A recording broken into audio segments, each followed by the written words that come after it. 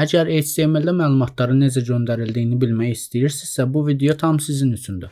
Salam, mən Azad Eyvazov. 5 ildə aktiv şəkildə proqramlaşdırma ilə məşğul oluram. Özüm backend developerəm. Kanalımda WordPress və HTML dərsləri var. Gələcəkdə isə CSS, PHP, Laravel dərsləri keçməyi planlayıram və backendi PHP dərslərində keçəndə izah edəcəm nə olduğunu. Bugünkü videomuzda biz form və input elementlərinin nə olduğunu öyrənəcəyik. Bunların necə istifadə edildiyini və hansı cür input elementlərinin, input taglərinin olduğunu və onların hansı atributlarının olduğunu və nə işə yaradığını öyrənmiş olacağıq. Bunlar haqqında qısa bir nümunə verim. Form nədir? Form vasitəsilə biz məlumatlarımızı, məsəl üçün, bir çox saytlarda görmüş olarsınız. Saytın əlaqə səhifəsində bir form olur. Orada adımızı, soyadımızı, e-postumuzu, bəzən telefon nömrəmizi və mesajımızı yazırıq və göndər knopkası olur, ona basırıq. Bu formdur və onun içində olan ad, soyad, mesaj hissəsi, telefon hissəsi, bunların hamısı isə bir inputdur. Bunlar nə işə yarayır?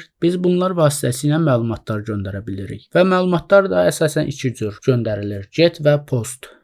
Get nədir? Get URL-in sonuna yazır həmin məlumatları. Məsəl üçün inputun name-i tutaq ki fondur. Biz orada nömrəni yazırıq. Nömrəni göndərəndə tutaq ki azadeyvazov.net/ və yaxud da ki query param olaraq düzü bunlar sizin üçün çətin gələ bilər, amma gələcəkdə inşallah PHP dərsləri keçəndə bunların hər bir şeyi sizin üçün asan olmuş olacaq. Çünki orada ətraflı şəkildə öyrədəcəm. Hər nəysə, qısa şəkildə izah edeyim. Get-lə göndərəndə URL-in sonuna tutaq ki fon bərabərdir, nömrə, yazdığınız nömrə olaraq gedir, amma postla göndərəndə isə URL-də, yəni browserdə yuxarıdakı linkdə getmir. Formun body'si vasitəsilə, yəni formun öz içində belə deyək, getmiş olur. Bunların hamısını az sonra praktiki şəkildə göstərmiş olacağam və bunu deyirəm, keçirəm kompüterə.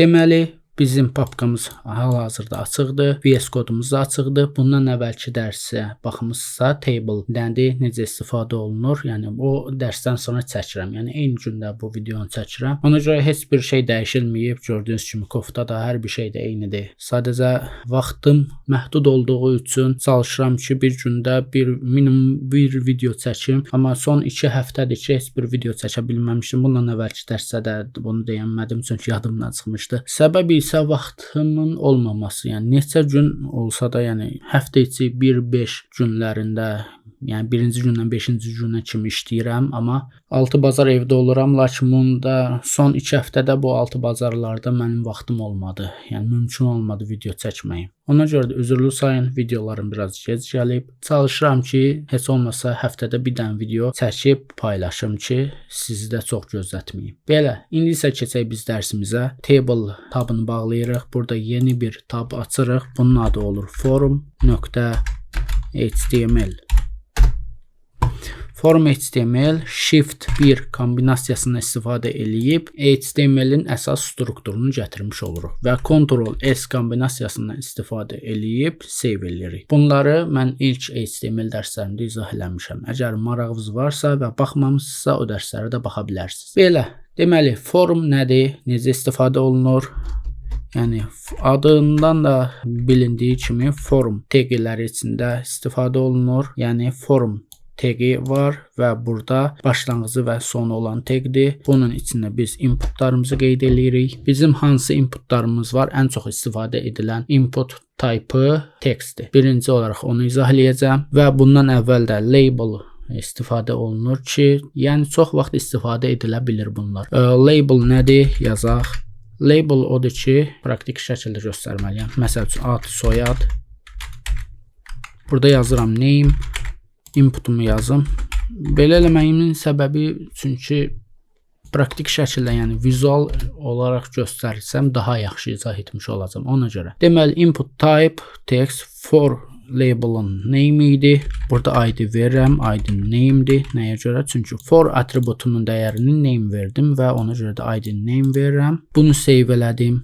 Gəldim. Buradan form.html-i Google-dan açıram. Burada table dərsi qalıb onu bağlayıram. Ad, soyad və burada input var. Buna basanda gördüyünüz kimi bu fokuslandı. Yaxınlaşdırım. Bastım. Bu fokuslandı. Niyə? Çünki for atributu ilə mən bunları əlaqələndirdim ki, bu ad, soyad labelına basanda bu input seçilmiş olsun. Yəni heç yerə basmırıq, ancaq ad soyadı bastıq, başladıq yazmağa. Məsəl üçün ad soyad Azad oldu məsəl üçün. Bundan sonra nə istifadə edə bilərik? E-mail yazmalıyıq. Məsəl üçün əlaqə forması hazırlayırıq hal-hazırda belə düşünək. Bunun üçün nə edirik? Labelimiz nədir? E-mail, forumu e-mail qoyduq. E-post ünvanı yazırıq. Input. Yəni çalışacağam bu form vasitəsilə bütün input elementlərini, select, text array və s. və atributlarını sizə izah edeyim. Deməli, input type e-maildir. Yəni e-mail yazırıqsa biz hər hansı bir elektron postumuzu qeyd edəcəksə və yaxud da istifadəsini qeyd etməyini istəyiriksə, bu zaman type-ını e-mail olaraq qeyd etməliyik. Bu da validasiya, yəni qorunmalıq, yoxlanmalıq hissələr üçün effektivdir. Düzdür, yəni xakerlər və s. bu şeyi çox asanlıqla keçə bilir. Bunun üçün gərək backdə müəyyən işlər görülə ki, bunun qarşısını alına bu hissələrin keçməyinə. Hər nəysə, əsas qısa şəkildə izah etməyə çalışıram. Deməli, inputumuzun tipi e-maildir, tipi də type atributundan istifadə eləyərək yazırıq. Ondan sonra bizim şeyin adı ID-si nədir? E-maildir. Bir də yuxarıda qeyd eləməmişdim, name atributu var. Backend-də və yaxud da ki, hansı hissəyə göndərəcəksə biz məlumatı bu name vasitəsilə qeyd eləyir. Bizim bu inputun adı nədir? Name-dir. Və yaxud da full name olaraq da yaza bilərik. Full name yəni ad soyad mənasına gəlir. Full name olaraq getmiş olacaq. Məsəl üçün mən burada Azad yazıb göndərsəm, məsəl üçün burada button-da olacaq. Hər hansısa bir hissədə, yəni o button-a basıb göndərəndə full name bərabərdir Azad olaraq gedəcək. Bu da məlumatın düzgün şəkildə getməsini təmin edir. Yəni hər hansı bir funksionallıq, necə deyim, dinamik şəkildə göndərirsə datanı form vasitəsilə, yəni bu zaman biz name'ləri mütləq inputlarda qeyd etməliyik. Deməli, bunun name'i full name'dir. Burada kopyaladım, burada yapışdırdım. Bunun name'i e-mail qoyuram. Bunda istədiyimiz hər bir şey qoya bilərik. Sadəcə olaraq boşluq olmamalıdır, belə. Ya tere olmalıdır, ya altdan xətt olmalıdır və s. Yəni bu cür hər hansı bir simvolla, normalda tere və yaxud alt tere ilə birdən çox sözlər ayrılır. Atribut valuesunda, yəni name-də, ID-də və s. Yəni bu şəkildə istifadə edilir proqramistlər tərəfindən. Burada da boşluq qoyum, düzgün şəkildə gəlsin. Name'imiz, yəni full name'imiz ad soyad, e-post ünvanı, e-mailimiz var. Bundan sonra nəyimiz var? Təbii ki, telefon nömrəsi. Burada da fonu yazıram. Əlaqə nömrəsi.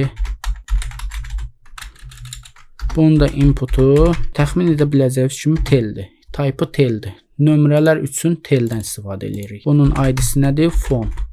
Name-i nədir? Name-i də fon olaraq qoyuram. Yəni burada telefon qoya bilərəm. Məsələn, telefon qoyum. Yəni bu mənim istəyimdən asılı olacaq bir şeydir. Bunları save elədim. Məsəl üçün yeniləyirəm. Gördüyünüz kimi ən qəribə bir vəziyyət aldı. Bunu ən gözəl şəkildə nə edə bilərəm? Yəni balacalaşdıranda düzəlir, amma istəyirəm ki, alt-alta gəlsin. Bunun üçün BR tag-indən istifadə edirəm. Keçən dərslərdə izah eləmişdim nə üçün istifadə olunduğunu bunu. Yəni istifadə qaydasında izah eləmişdim. Gördüyünüz kimi alt-alta gəldi və biraz da problemli şəkildə gəldi. Ona görə nə edirəm? Bunları 2 dənə artırıram. Daha da arası açılmış oldu bunların. Bizim buttonumuz yoxdur. Buttonu da qeyd eləyəcəyik. E-post ünvanını göstərmək üçün bir dənə button qeyd eləyəcəm.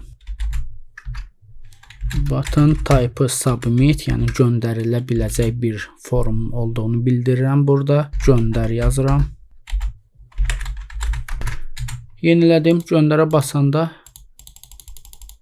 gördüyünüz kimi biz dərsin əvvəlində getlə post arasındakı fərqi izah eləmişdim. Biz burada form action bunları izah eləməyi yadımdan çıxıb. Action bu formun hansı URL-ə gedəcəyini təyin eləyir. Metod atributu isə post və yaxud da ki get hansı metoddan istifadə edəcəyimizi bəlli eləyir. Mən burada post eləyirəm.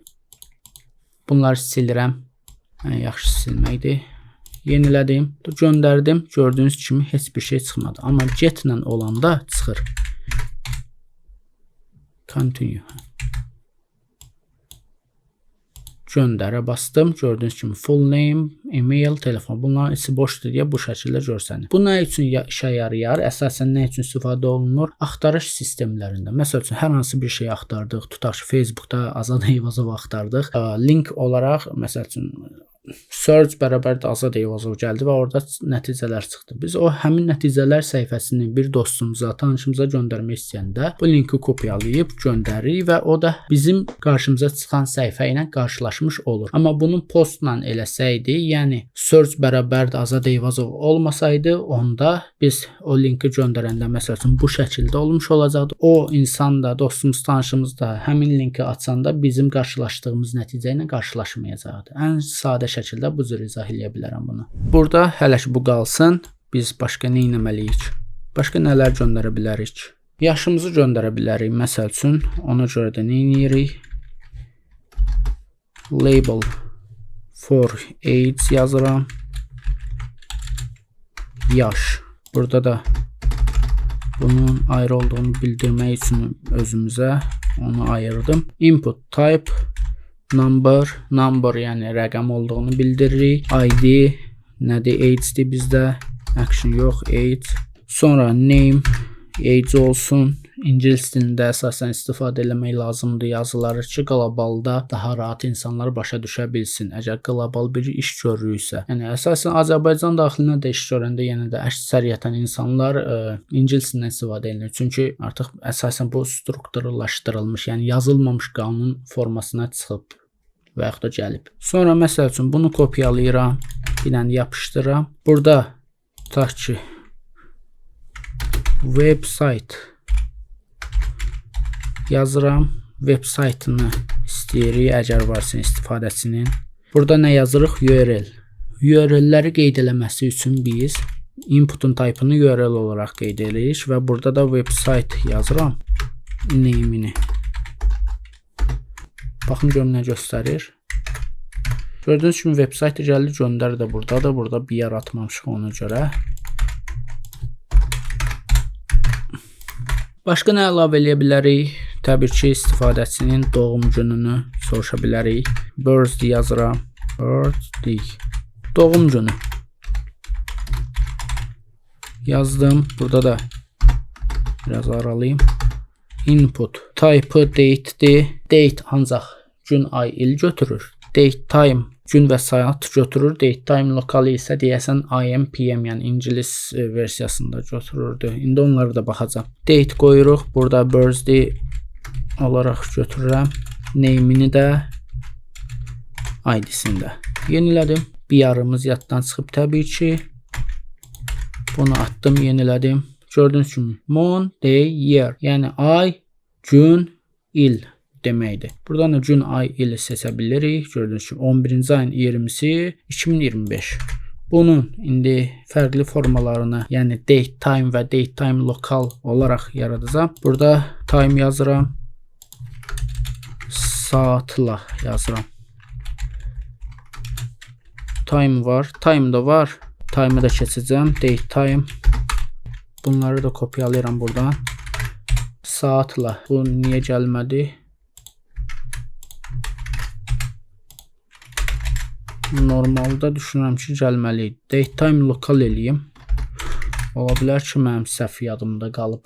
Çünki date time çıxdı Visual Studio Code'da, ona görə. Hər nəysə. Burada da gördüyünüz kimi gün, ay, il və saatı seçə bilirik. Bu da ki, AM, PM. Səhv eləmirəmsə bu bizim kompüter işlətdiyimiz dildən asılıdır. Azərbaycan dilində istifadə eləsək, səhv eləmirəmsə AM, PM gəlmirdi. Yəni bu da Amerikanın istifadə elədiyi bir saat istifadə qaydasıdır. Məsəl üçün 21-i 9-a 6 dəqiqə işləmiş. Yazdım 11-21-2025. Bu aydır, bu gündür. Bu da 9-a 6 dəqiqə işləmiş PM. PM deyəsən gecə yarısı idi. Deməli, bir dənə də biz time yaradaq. Bu time yazıram elə.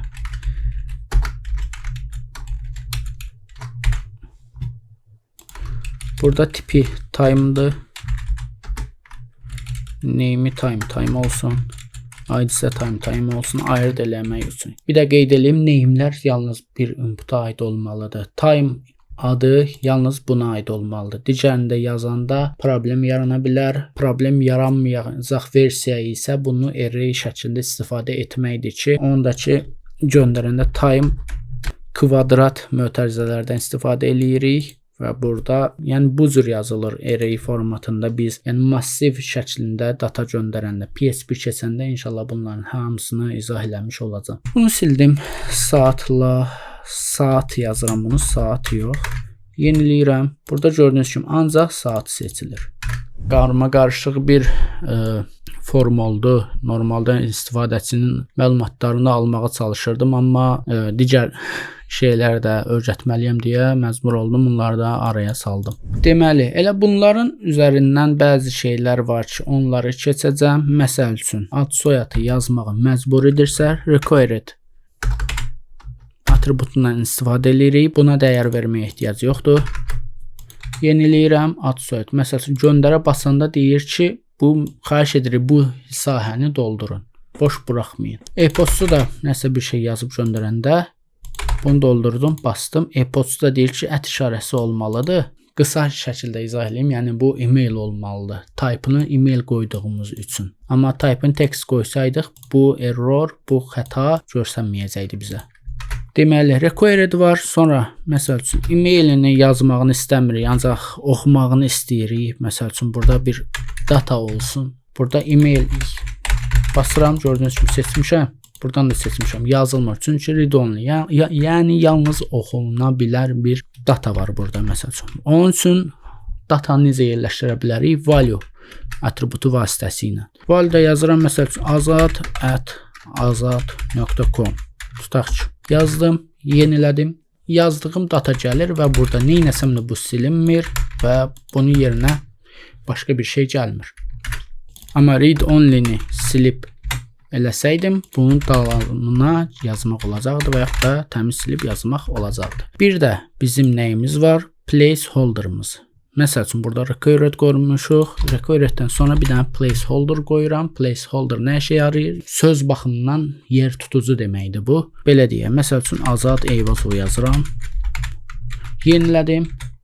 Gördüyünüz kimi, burada Azad Eyvazov yazısı gəldi, amma value-dan fərqli olaraq Azad Eyvazov yazısını silmək olmur, seçmək olmur. Sadəcə elə bir yer tutub, burada nəsə bir şey yazanda avtomatik o gedir. Yəni, sadəcə nümunə olaraq, məsəl üçün, burada yaza bilərdiniz ki, məhz 2 nöqtə, tutaq ki, John Doe. Tutaq ki, də izah eləmək üçün bir hissədir, placeholder. Əsasən bu şəkildə istifadə edilir. Bir də var, bunu düşünürəm ki, çox insan istifadə eləmir, çünki mənim qarşıma da təzəlikcən çıxdı. Tutaq ki, burada input mode deyə bir şey var. Bu əsasən səhv eləmirəmsə mobil cihazlar üçün istifadə edilir. Input modumuz teldir, yəni telefon. Biz burada nəsə yazanda, tutaq ki, telefon istifadə edən insan nəsə yazanda onun qabağına rəqəmlər olan klaviatura çıxacaq.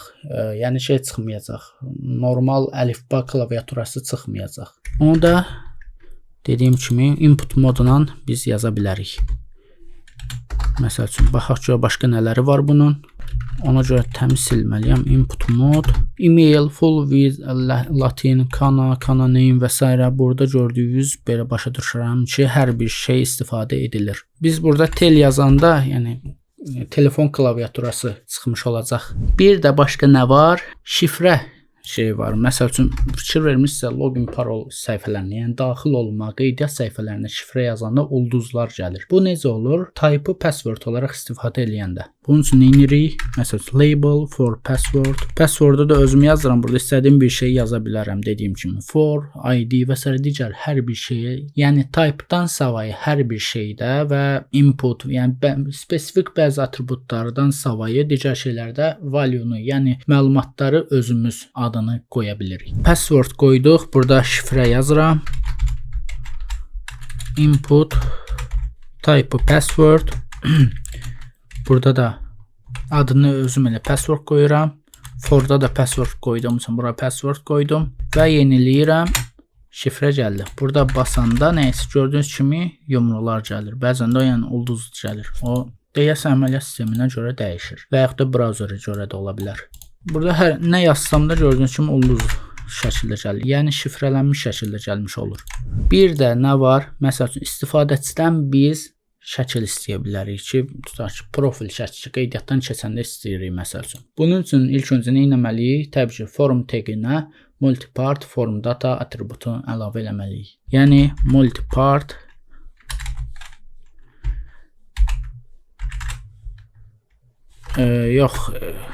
çox üzr istəyirəm. Enctype multipart form data qeyd etməliyik ki, şəklimiz həmin hara göndərəcəksə, məsəl üçün backend-ə göndərəcəksə, ora getmiş olsun. Bunu qoymasaq, şəklimizi fayl kimi görmür. Burada bir dənə bir şey yaradıram. Label foto yazıram. Şəkil yazıram. Burada da şəkil. Burada da yenə input type file'dır. Name'i fotodur. Kopyaladım. Yapışdırdım. Bu gəldi. Deməli, yenilədim. Bir yarımız yaddan çıxdı. Choose fayl elədim. Məsəl üçün, buradan hər hansı bir şəkil seçə bilərəm. Şəkil seçməyəcəm, sadəcə göstərirəm. Şəkli buradan seçə bilirik. Yəni, bu fayl tipi vasitəsilə. Yəni, şəkildən savayı da digər şeylər göndərə bilirik. Məsəl üçün, PDF və s. Yəni, bütün fayla aid olan hər bir şey biz göndərə bilərik burayla. Amma müəyyən şeyləri göndərməyini istəyiriksə, burada accept atributu var. Bundan istifadə edə bilərik. Accept-də nə yazırıq? Image. Məsəl üçün, ancaq şəkil olacağını bildirirsə, şəkilə aid bütün uzantılar, yəni JPG, JPEG, PNG, SVG və s. yəni bütün şəkilə aid olan, belə deyək də, şəkilləri göndərməyimizə yarayır. Yəni, burada bunu qeyd elədik, gəldik brauzerə, bunu basanda gördüyünüz kimi ancaq burada image files olaraq gəldi. Amma mən bunu silsəm, orada səhv eləmirəmsə ulduz çıxacaq. Ulduz da onu bildirir ki, yəni hər bir şey seçilə bilər. All files gördüyünüz kimi. Amma məsələn şəkil seçməyini istəyirsə, burada bunu qeyd edirik. Yenə də image files gəlmiş oldu. Bir də nə əlavə eləyə bilərik burada? Bütün form taglərini izah eləməyə çalışıram sizin üçün. Deməli, məsəl üçün cinsiyyət.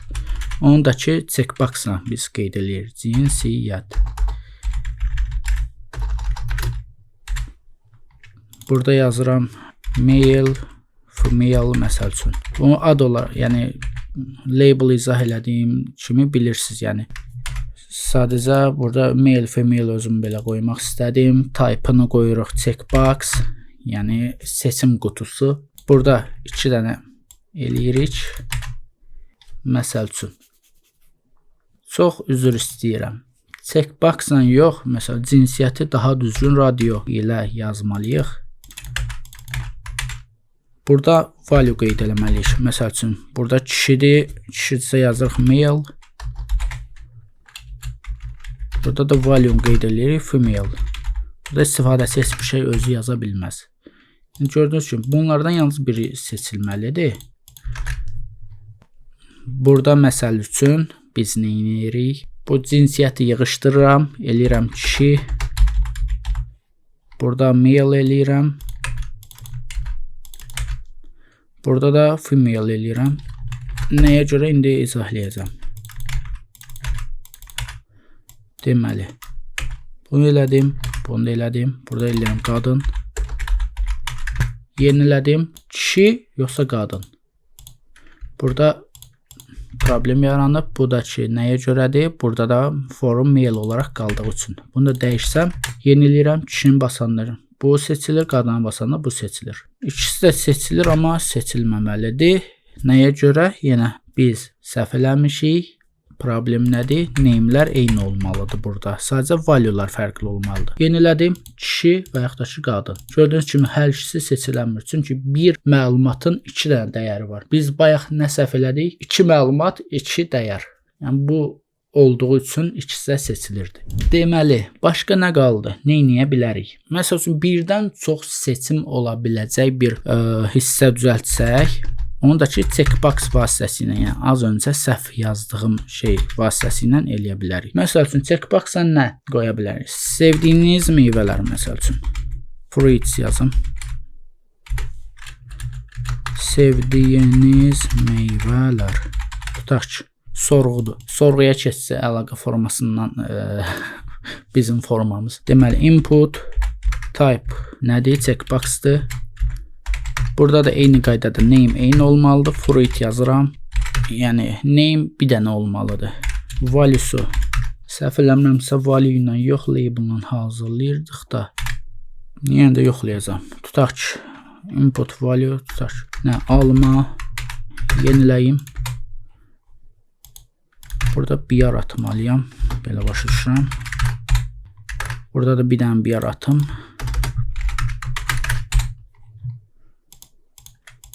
Sevdiyiniz meyvələr. Gördüyünüz kimi value ilə yox. Burada apple yazmalıyam.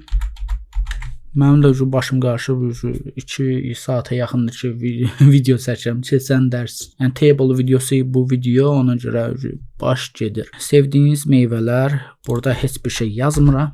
Nəyə görə? Yazmasa belə həmin yazı görsənəcək. O label-ı harda istifadə eləyəcəm? Burada. Sevdiyiniz meyvələr yox. Alma. Sonra burada fruit fora nə veririk? Apple 2 p ilə l ilə yox. Name fruit, id fruit. Sonra bunu kopyalayıram. Problemlər. Daha səliqəli olsun deyə belə elədim. Nar granate olmalıydı.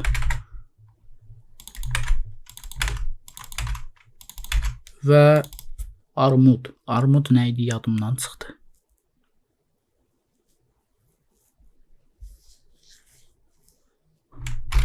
Burada nar yazdım.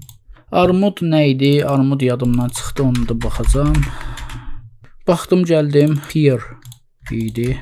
Deməli biz nə yazmalıyıq? Pear yazmalıyıq. Məsəl üçün, sevdiyiniz meyvələr, buna baxsanda heç nə seçilmir, amma bunların hər birinin fərqli şey olduğu üçün, labelların forları olduğu üçün hər biri seçilə bilir. Məsəl üçün, 3 meyvə qoymuşuq, üçünü də adam sevə bilər və yaxud da yalnız narı sevə bilər. Yəni, bir və yaxud birdən çox seçim edə bilər istifadəçi checkbox vasitəsilə. Deməli, başqa nələr var? Başqa bizdə təbii ki select box var. Select box-ı necə yazırıq?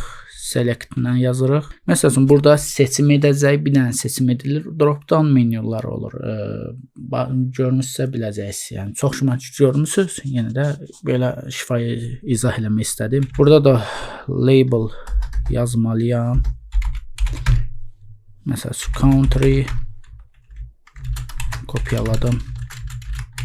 Country OPT qrup var. Məsəl üçün, OPT qrupda nə eləyəcəyik? Ölkələri ayıracaq. Məsələn, Avropa, Asiya və s. üzrə. OPT qrupda label yazıram Avropa. Burada option yazıram.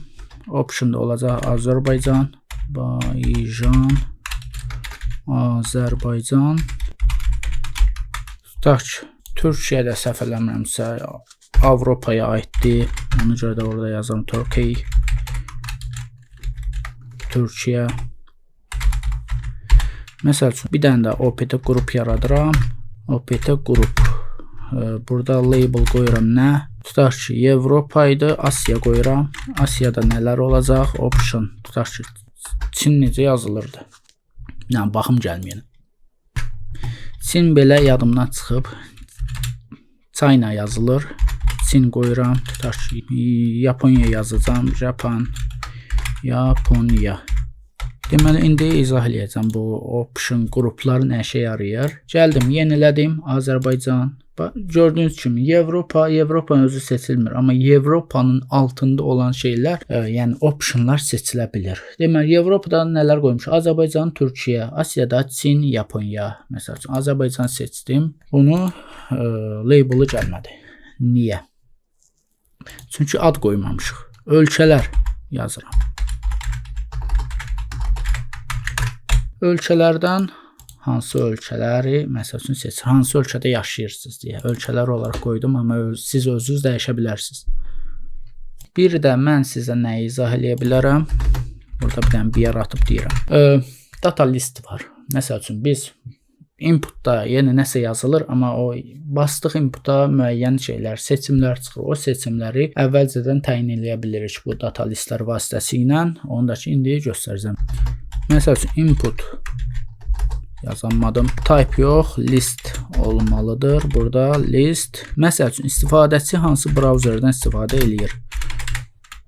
Burada list olaraq browser qoyduq. Name-indən browser olaraq qoyuram. Data list qoyuram. Burada da ID-ni browser olaraq seçirəm. Browser. Burada da optionlarla yenə qoyuram. Yəni option seçməliyəm. Value'su Chrome olsun. Burada da Chrome yazıram. Səhv eləmirəmsə belə yox. Option burada bitiş tagi olmamalıydı.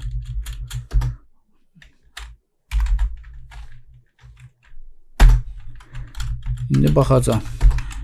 Burada VS Code mənə problemlər yaradır. Option'un tagini bağlamadığım üçün. Ona görə sağa getdi bu option. Firefox yenilədim. Baxdım. Chrome Firefox.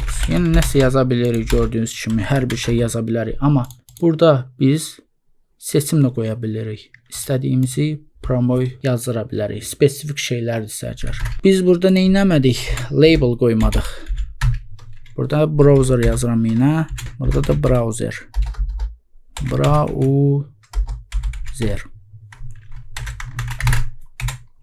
Gördüyünüz kimi buradan dediyim kimi yəni yazdıra bilərik. Və yaxud da ki, bizim əvvəlcədən təyin etdiyimiz seçimlər vasitəsilə hər hansı bir şeyi seçdirə bilərik. Məsəl üçün Firefox. Bir də qeyd edeyim ki, burada bütün inputlara aid olan atributlarının hamısını izah edə bilməyəcəm. Cümlə biraz uzun oldu. Çünki videoda uzanacaq həmin şeyləri izah eləsəm bir-bir, amma əksəriyyətən istifadə edilənləri isə izah eləyirəm. Qalanlarını isə internetdən axtarıb eləyib öyrənə bilərsiniz. Belə, kamu spotu verdikdən sonra da keçə bilərəm dərsin davamına. Deməli, iki şey qaldı. Bunlardan biri text area, ikincisi isə buttonlarıdır. Onları da izah eləyəcəm sizə. Deməli, son olaraq nədir? Text area. BR. Text area nə işə yarayır? Daha çox məlumat yazdırmaq istəyiriksə, bunun üçün istifadə edilir. Label, məsəl üçün about yazıram burada, yəni haqqında məlumat. Haqqında ingilis klaviaturasına qalıb. Label, bu about, ID, about, text area. Burada heç nə yazmırıq. İstəsən yenə burada da placeholder, value və s. istifadə edə bilərik. Amma hal-hazırda ehtiyac yoxdur. Yəni burada göstərdiyim bir çox atributların hamısı istifadə edilə bilər. Required, placeholder və s. Yəni bütün inputlarda istifadə edilə bilər. Deməli, bunu save elədim, yenilədim. Gördüyünüz kimi böyük bir hissə çıxdı. Bunların ölçüsünü biz buradan dəyişə bilirik. Row, məsəl üçün. Rows 50 qoysam belə uzandı, çox böyük bir şey oldu. Calls, məsəl üçün 50 qoysam daha da uzun bir şey oldu. Gördüyünüz kimi bunu da özümüz təyin eləyə bilirik. 50 çoxdur, 5 qoyaq. Belə. Bir də qaldı nə? Button. Buttonların type'ı ya submit olur. Buradan da VS Code bizə önərsin. Type, button, reset və submit. 3 cür button tipimiz var. Submit'i izah eləmişdim ki, məlumatı göndərmək üçün istifadə edilən tipdir. Ondan sonra reset var. Onu da ki, kopyalayıram. Reset sıfırlamaq deməkdir. Sıfırla və bir də button type nə var?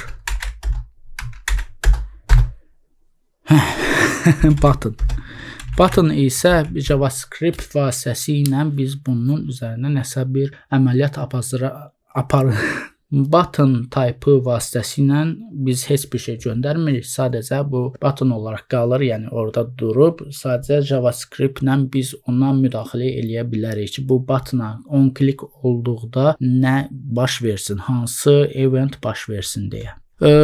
Bunu da button olaraq, düymə olaraq qoyuram adını. Burada sıfırla nə işə yarayırdı onu göstərəcəm. Onu balacalatmalı oldum. Deməli şəkil seçəmirəm. Azad, burada azad.com qalsın, əlaqə nömrəsi, məsəl üçün yaş 20. Burada hərf yazmağı qoymur. Websayt, məsəl üçün azadeyvazov.net qoyuram. Doğum tarixi buradan qoyuram. Öz doğum tariximi qoyum. Fevralın 11-i. Saatla bilmirəm, random bir şey atacağam. Saat hal-hazırda 17:34-dür. Daş qeydiyyatdan keçdiyim tarixi seçməyə çalışıram. 5-ə işləmiş neçə qadanam? 34-də burada da seçib PM olaraq bu 5:34-ü seçdim. Şifrə tutaq ki, azad qoydum. Kişi, cinsiyyəti, sevdiyim meyvələri hər üçünü sevirəm. Ölkə Azərbaycanda yaşayıram. Browser Chrome, məsəl üçün istifadə edirəm haqqında. Programmer yazıram. Məsəl üçün yazdım. Məsələn göndərə basanda gedəcək, sıfırlaya basanda sıfırlayacaq. Bunların hamısını nə üçün yazdım? Sıfırlarını göstərə bilməyim üçün bastım. Hop, hamısı getdi. Bir dənə bu qaldı. Nə üçün? Çünki value olaraq biz bunu qeyd eləmişdik. Ona görə silinmədi. Düyməyə basanda heç bir şey olmur. Göndərə basanda gördüyünüz kimi göndərmək istəyir. Sadəcə bu hissə boşdur deyə göndərə bilmir. Düşünürəm ki, əsas istifadə edilən forum taglərindən sizə bəhs elədim. Digərlərini də öyrənmək üçün dediyim kimi internetdə daxil olub baxa bilərsiniz. Yəni ən çox istifadə edilən input tipləri bunlardır. Belə dostlar, videom bu qədər idi. Əgər videomu faydalı görmüsünüzsə, videonu bəyənməyi, kanala abunə olmağı, mümkündürsə dost tanışdan öyrənmək istəyən varsa, HTML dərslərini və yaxud da proqramlaşdırma ilə məşğul olmaq istəyənlər varsa, videolarımı göndərməyi, zınqırovu açmağı, bilməm başqa nəsə qaldı. Bir də rəy yazmağı unutmayın. Sağ olun, salamat qalın.